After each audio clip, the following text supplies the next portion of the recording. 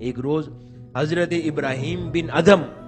رحمت اللہ علیہ ایک دن کعبۃ اللہ کے صحن میں بیٹھے ہوئے تھے، اور کسی نے آ کر ان سے سوال کیا کہ اے ابو اسحاق،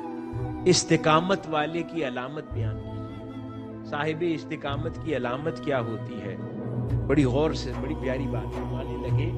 اس کی علامت یہ ہے، کیونکہ وہ اب حرم میں کعبہ میں بیٹھے ہیں تو سامنے جو پہاڑ ہے جو وہاں سے نظر آتا ہے ابو قبیس کا پہاڑ، تو فرمانے لگے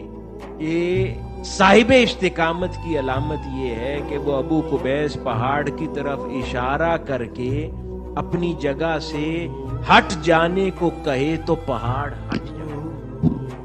یہ صاحب استقامت کی علامت ہے کہ جس کو اللہ رب العزت صاحب استقامت بنا دیتا ہے، اور صاحب استقامت کا رستہ صبر سے ہے، اور صبر کس بات پر؟ گناہ نہ کرنے پر،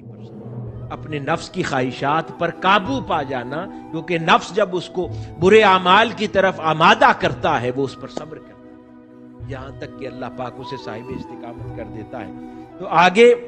بیان کرتے ہیں کہ سمجھانے کے لیے حضرت ابراہیم بن ادھم رضی اللہ تعالیٰ عنہ فرمانے لگے کہ ابو قبیس پہاڑ کی طرف اشارہ کرے کہ ہٹ جاؤ اور وہ ہٹ جائے، یہ سمجھانے کے لیے جملہ کہا تو پہاڑ میں حرکت پیدا ہوئی۔